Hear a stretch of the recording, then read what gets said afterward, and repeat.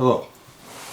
I'd like to introduce you to another book in a series of how to survive disasters. Written by Lorna Dare. This is book 2. Going to be some more books coming out. Book 1, we did a review earlier. This is a book pertaining to your physical well-being. How to store food, water, communication products, all the things that you'll need to physically survive. This book here, How to Survive Violence in a Hostile City. Really important. Let me talk to you a little bit personally here. You know, as you've been around the world, whether it's a war zone, and that's what this country could be, kind of a mini war zone, maybe a full-fledged war zone. Don't know. But at Katrina, for instance, as we worked as security down there, we actually had to accompany the people who were going out to rescue people who were delivering food. People were shooting at them. Violence will inevitably follow starvation and disasters.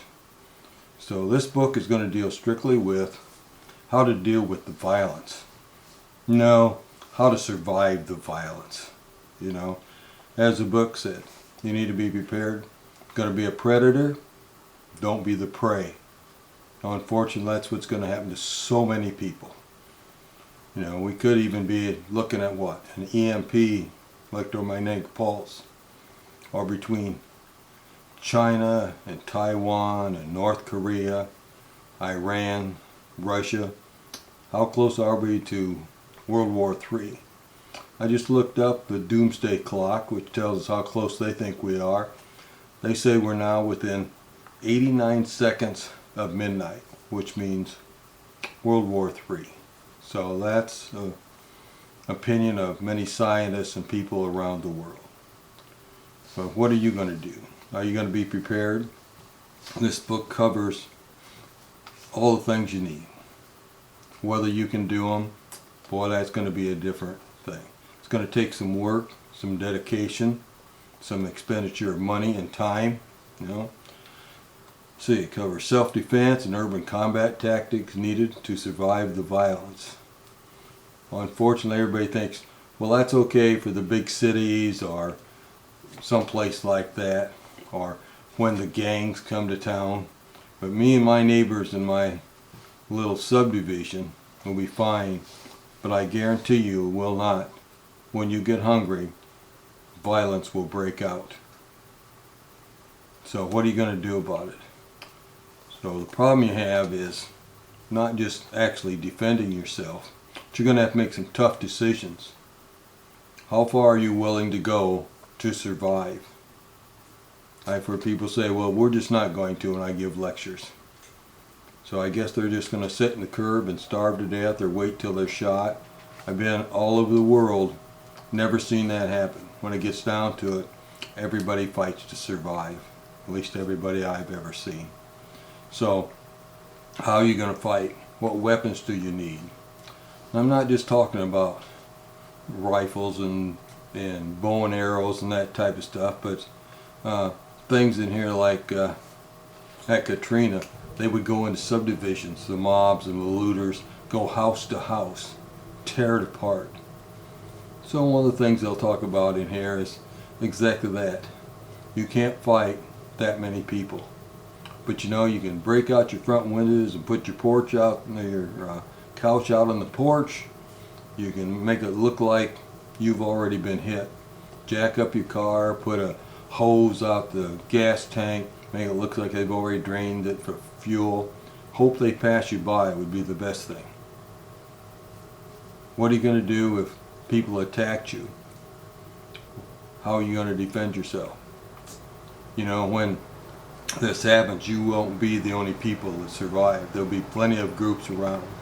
Some of them are going to be pretty docile. Family groups, small church groups, trying to survive. But in every disaster area, I guarantee you, it's going to be several groups, maybe of gangs, of whatever they were, they'll turn into a gang, and they'll be hunting for all the people that survive, because they know they surviving because they have food and water and the things they need. What are you going to do? What if you survive and you shoot all but one of them? What are you going to do with that one? Are you going to share your food and water and take it away from your children and your family to keep a guy alive that's trying to kill you? And if you let him go, he'll go get 20 more people and come back. These are the decisions you need to be thinking about. So in the book it talks about that, things that you need to do. Training is going to be a key. You know, if you're ex-military, that's a really good start. Although unfortunately a lot of them don't do anything. They do a little shooting, but they really don't keep up on tactics necessary. But you'll be so much farther ahead than the people who've had no training. Anyway, this book is good for that. It's going to cover all those things. However, it's rated R, graphic violence. Politically incorrect, but it's life and death correct.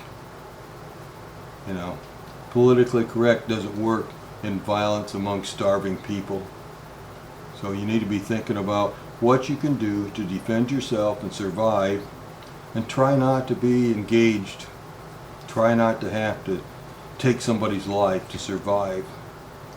But I tell you, you're going to need to be prepared to take somebody's life in most cases. Whatever it takes. So you need to think about it. So you need to read this book.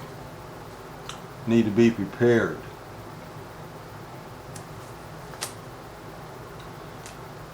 Here's a little statement. Your city is struck with a disaster. You know, and that could be internal strife among the terrorists that have come to the country. Places like that. Could be an actual out-and-out attack from somewhere.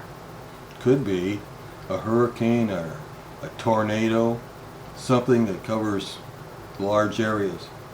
And I know Katrina you think was bad, but it was really a small area and a small number of people. Think of this whole country under some kind of attack, or an EMP that puts out all the power. Your vehicle doesn't run, the lights don't work, computers, communication doesn't work. Quickly going to turn people who didn't prepare and didn't do what you need to do. They're going to come and try and take the easy way out. Instead of doing it themselves, they're going to come and try and take yours. You know, there's going to be no police, no medical, no power. There's chaos everywhere. Gangs running in the streets. Looters going from building to building. Are you prepared? Will you survive, or will you be a victim? This book will help teach you how to defend yourself. Defensive tactics, urban warfare tactics.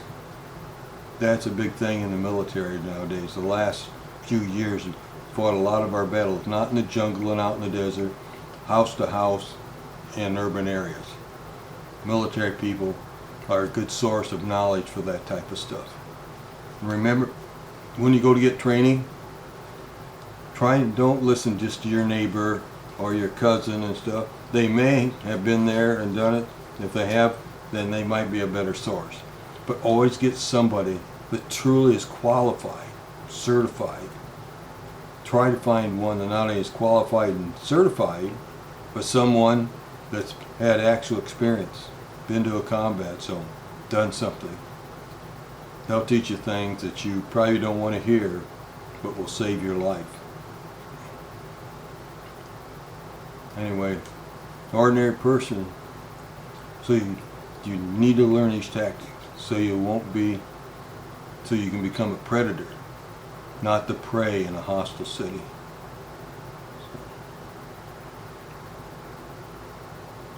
Get this book, Surviving Violence in a Hostile City. So book 1 was food storage and preparation. Book 2 is surviving violence. Book 3, I believe, is going to be medical. Have doctors doing a lot of the writing. So if you have to amputate legs or do something like that, more than basic medical. And then there's going to be a book 4, I think. I'm not sure what she's going to title it, but Anyway, surviving violence in a hostile city. You need this book. You need to read it, but you need to act. Nobody can give you those skills in a matter of minutes. You're going to have to work at this. Read this book. Take it to heart. Look at the news. See what's going on in the world. Thank you.